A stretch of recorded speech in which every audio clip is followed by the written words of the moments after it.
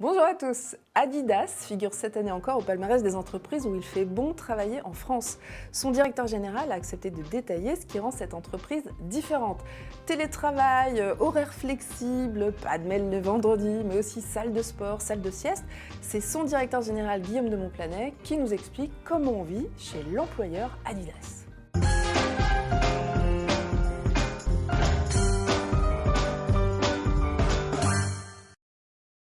Bonjour Guillaume de Montplanet. Bonjour Sylvia. Soyez le bienvenu. Alors Merci. Adidas, 9e au palmarès établi par l'Institut Great Place to Work. Donc cette année, dans la catégorie plus de 500 salariés, il faut le préciser quand même.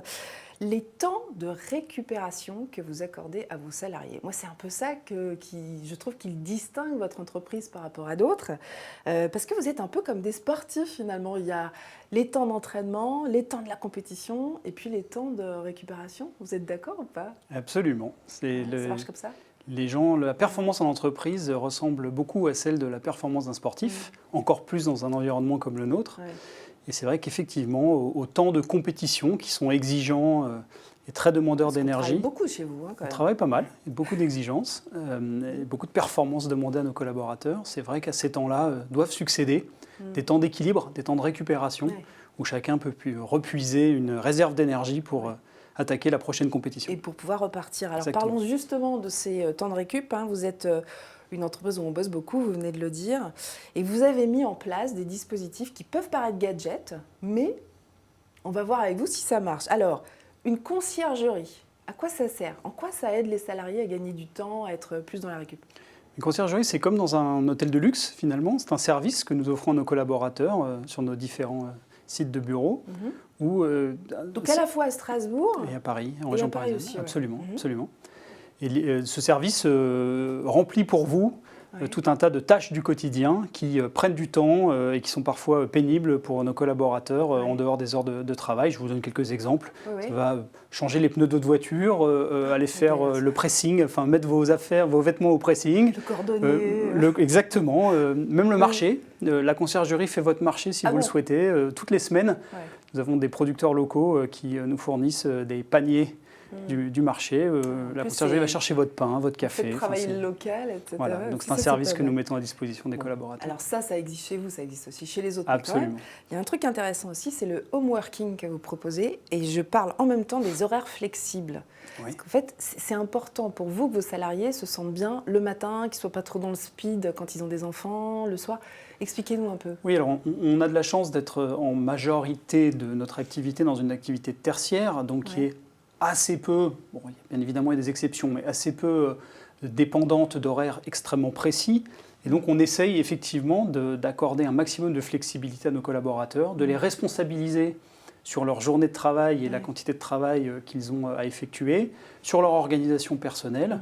Mais pour de vrai, c'est-à-dire si j'ai besoin de travailler, si j'ai besoin de commencer à 10h parce que je sais pas, j'ai un rendez-vous pour le petit, je peux commencer à 10h. Vous pouvez commencer à 10h. Juste un petit mail pour dire, un petit mail à votre manager pour dire demain matin, j'arriverai à 10h parce que j'ai ce petit problème avec mon petit, justement. Et si à 17h, il faut que je parte, là, exceptionnellement, il n'y a pas de drame, on ne me dit pas, tu prends ton après-midi? Non. Évidemment pas. On peut le faire aussi. Vous pouvez le faire. Vous pouvez même, au milieu d'une journée qui commence à 10h et qui finit à 17h, si vous voulez aller faire 2 heures de sport au milieu de cette journée-là, et même entre 14h et 16h, il n'y aura pas de problème. Il y a une salle de sport chez vous? Oula, il y en a une dans chaque site. Oui. À Strasbourg, à Paris aussi. Bien sûr. On va parler des nouveaux locaux après, mais dans les magasins, en revanche, c'est moins, il y a moins tout ça, quoi. Oui, évidemment. Dans les magasins, c'est un peu plus compliqué. Pour le coup, les magasins sont soumis à des horaires d'ouverture qui sont les horaires légaux d'ouverture, pour nos clients, et ne permettent pas d'avoir effectivement des salles de sport.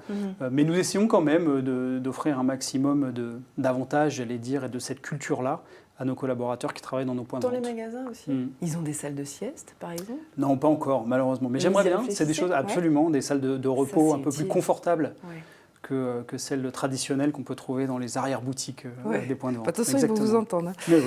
Alors vous-même, la dernière fois que vous avez fait du sport, c'était quand? Hier soir. Vous avez fait quoi? J'ai couru hier soir. Couru 1 heure. Tout seul ou avec quelqu'un de votre Avec équipe? mon fils. Avec votre fils, En d'accord. rentrant chez moi hier soir. C'est presque J'ai eu une quelqu'un longue de votre journée équipe. hier soir et qui s'est terminée par 1 heure de course à pied avec mon D'accord. fils. C'est sympa, très sympa. Parce que comme beaucoup de vos salariés, je pense les valeurs du sport, on y reviendra tout à l'heure, font vraiment partie de votre ADN, quoi.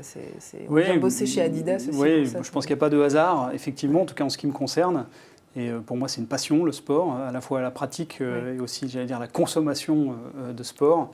Et donc, j'ai cette chance-là de pouvoir allier le plaisir et le boulot. Et alors, par exemple, hier, vous avez réussi à faire du sport, mais parce que vous avez eu des réunions qui se sont terminées à des heures décentes, parce que c'est aussi un dispositif que vous proposez, ça. Pas de réunion avant. Alors, pas de réunion. Alors, pas de réunion avant 10h le matin. Alors ça, c'est pas seulement pour la pratique du sport, c'est pour permettre à nos collaborateurs qui viennent d'un autre lieu, donc notamment, vous le savez, nous sommes entre Strasbourg et la région parisienne, dans d'autres régions également, mais nos principaux bureaux, pour permettre à nos collaborateurs qui viennent de Paris à Strasbourg ou qui viennent de Strasbourg à Paris, de pouvoir partir le matin même pour participer à une réunion. Donc pas de réunion avant 10h le matin, pas de réunion entre midi et 14h.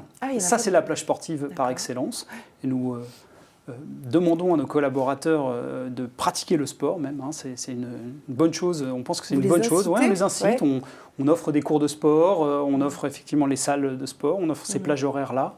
Et effectivement, on pense que c'est une bonne chose pour l'équilibre de nos collaborateurs. Mais c'est pas mal vécu par vos collaborateurs, parce que certains pourraient vous dire oui, il n'y a aucune obligation, évidemment. Il n'y a évidemment aucune obligation. C'est une incitation pour qu'ils restent en bonne santé. Une incitation positive, il n'y a aucune obligation, c'est juste des services mis à leur disposition et des facilités pour pouvoir le faire.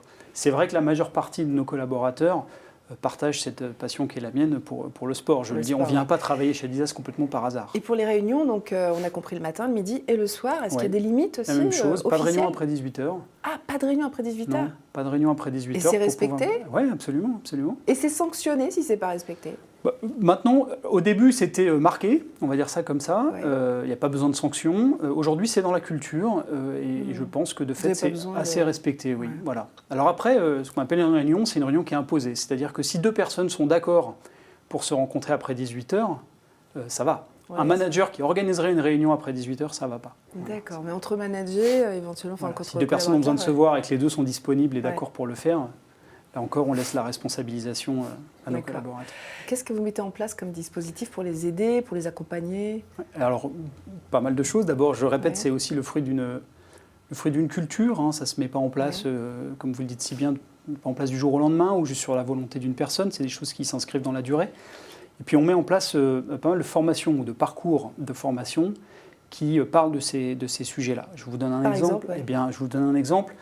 Cette année, tous nos managers font une formation commune sur l'intergénérationnalité, c'est-à-dire comment justement je manage efficacement des gens plus âgés, des gens plus jeunes. On est une entreprise où pour la première fois dans l'histoire, on a 5 générations qui cohabitent, c'est-à-dire des jeunes qui ont 20 ans, des personnes qui ont plus de 60 ans, et au milieu, tous les âges. Et bien ça, le type de management et de leadership qu'on met en place dans l'entreprise pour fonctionner efficacement ensemble s'inscrit dans cette responsabilisation dont je parle. C'est quoi l'argument classique qu'un candidat utilise quand il veut justifier le fait qu'il veut venir travailler chez vous? Souvent, c'est la passion pour le sport, évidemment, c'est le premier. Et ce serait quoi l'argument que vous aimeriez qu'il vous donne en premier? Celui-là est juste. Ça vous va? Très sincèrement, je le redis, quelqu'un qui n'aime pas ça, qui n'aime pas le sport ou qui n'aurait pas d'atome crochu avec le sport, il serait malheureux chez nous. C'est votre chemin.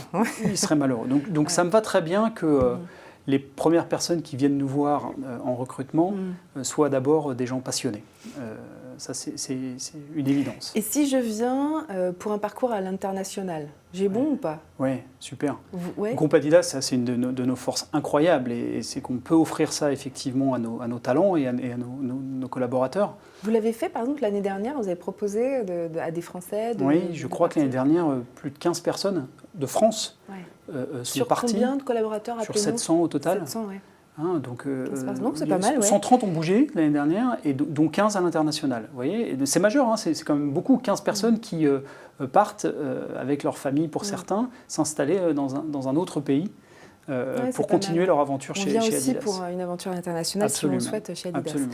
Est-ce qu'on vient pour le salaire? Est-ce que vous faites partie de ces patrons qui vont dire ouais mais non mais le salaire c'est pas important? Non, bien sûr on que le fait pour salaire ça. c'est important. C'est important, vous bien me sûr, dites ça? évidemment que c'est important. Vous vous êtes benchmarké par rapport à d'autres? Oui, on le fait tous les ans. Vous en êtes où alors? Au marché? Au-dessus? Oui, en on est dessous plutôt un peu au-dessus du marché, plutôt un peu, Ah, un donc peu vous général. payez bien. D'ailleurs, l'étude Great Place to Work met en avant notre qualité de package salarial comme un des éléments clés de notre réussite. Et je le pense. Ah, enfin quelqu'un qui me parle de ça.